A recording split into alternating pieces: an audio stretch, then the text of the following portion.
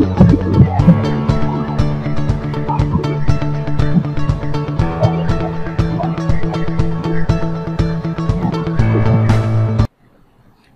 everyone, welcome back to the course on Chemical Reaction Engineering 2. Myself, Nidhi Mehta, Assistant Professor at Chemical Engineering Department, LJ Institute of Engineering and Technology. So, in our previous session, we have covered the portion catalysis, which is chapter 5 as per our curriculum.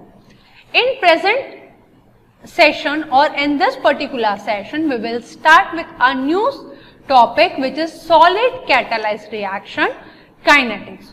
So, in this session, we will cover how actually a reaction between solid catalyzed takes place. Right? This is basically a two-phase reaction which will be taking place using solid catalyst. So, let's just start our session today. So, how actually a mechanism of solid catalyzed reaction takes place? Suppose we need to convert our reactant A into product using a catalyst which is in the form of solid. So, what are the possible reaction steps which can occur in this particular system? So, there are basically 7 steps which occur when a solid catalyzed reaction takes place. First one is external diffusion of reactant species. External diffusion refers to diffusion of reactant from bulk phase to the phase in which the solid catalyst is present, right? So, from external bulk phase onto the surface of our catalyst. This is step number 1. Step number 2 is internal diffusion of reactant species. In this step, our reactant molecule will try to diffuse from surface of the catalyst into the pores of catalyst. In step number 3, there is adsorption of reactant species. Once our reactant molecule reaches inside the pores of our catalyst, adsorption has to take place. Unless and until adsorption step take place, there will be no conversion. So, there will be an adsorption of reactant species inside the pores of catalyst surface.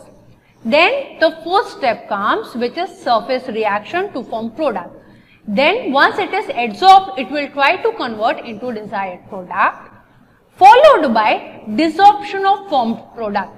Once the cycle has been completed, again it will go in the reverse direction once the product is being formed.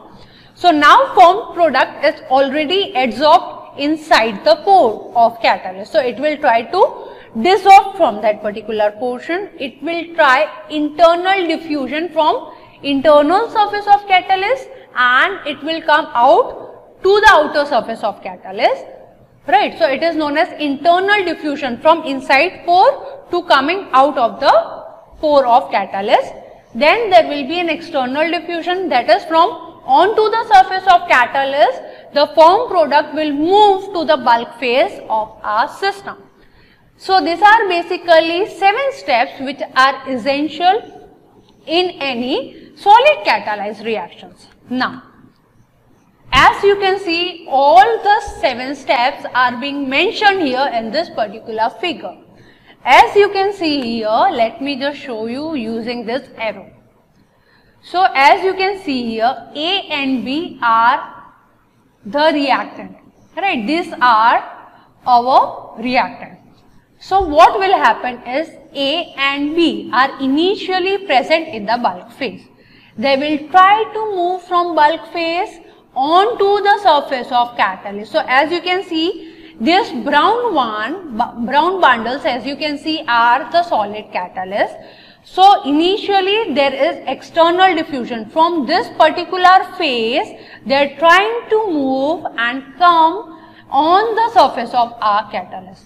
Once they are coming onto the surface of our catalyst, that is, once they reach the uppermost surface of our catalyst, then they will try to undergo internal diffusion. So, this is our catalyst, it will try to undergo this, or it will try to move inside the tube, that is inside the pore. As you can see here, this particle is moving inside the pore, right? So, this is internal diffusion, as you can see in this part. Once it is internally diffused, it has to get adsorbed in this surface. So, here it is adsorption step.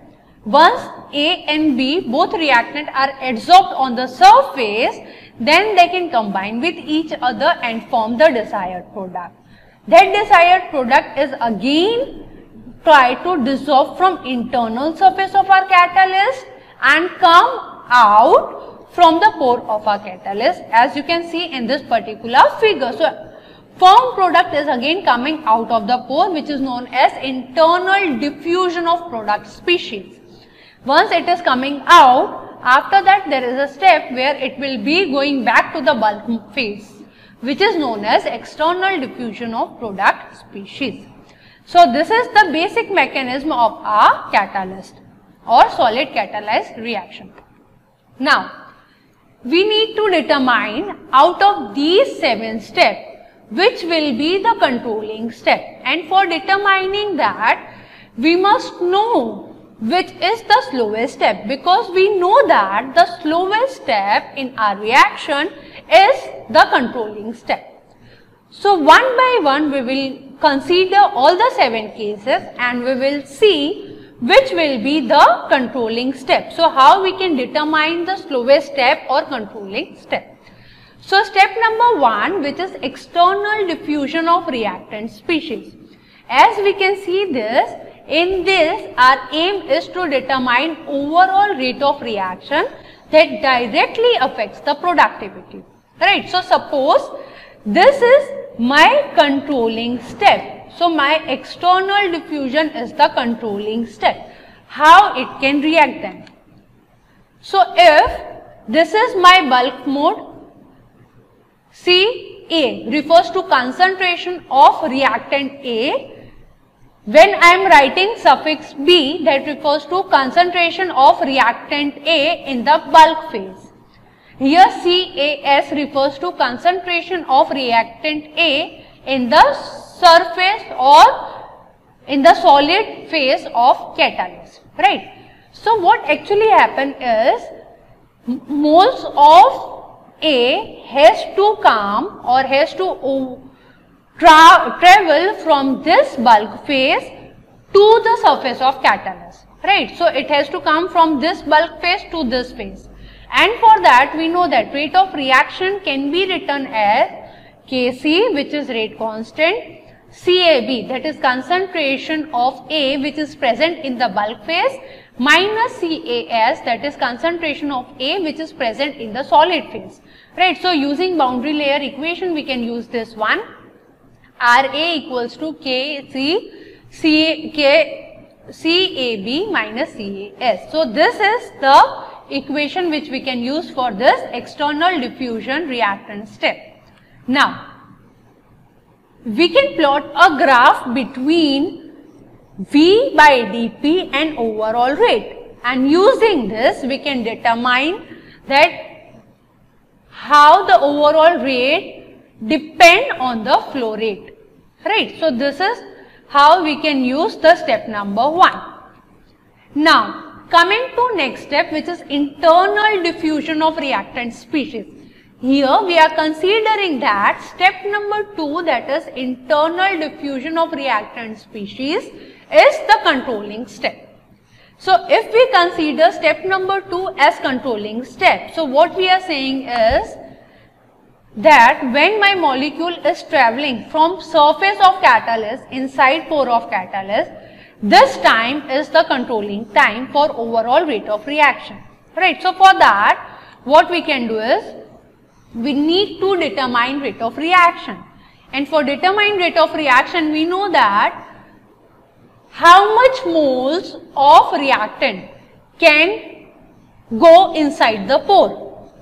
the amount of reactant which is present on the surface of catalyst, only that much amount can go inside the pore of catalyst, right? So that's why the rate of internal diffusion clearly depend on concentration of a reactant which is present on the surface of solid catalyst, right? So this rate depend on KRCAS, where Kr is basically function of particle diameter. Why we are considering the function of particle diameter here? Because if the particle size is smaller, right, then penetration is quite immediate from surface inside the pore. So the amount of time is very less. And if the particle size is quite large, then the reaction will occur only on the surface of catalyst or nearby pore, because at that time penetration inside the pore is not possible, right? So this is the formula which is used to determine rate of reaction for internal diffusion step. Now, as you can see, this is the graph which we can plot for particle diameter against rate, and we can use it for internal diffusion determination. After that, there is next step, which is adsorption of reactant species. So how fast our reactant is getting adsorbed on the surface? So for this, let us consider adsorption is the slowest step. Now in this particular case, we are saying that step number 3 is the slowest step.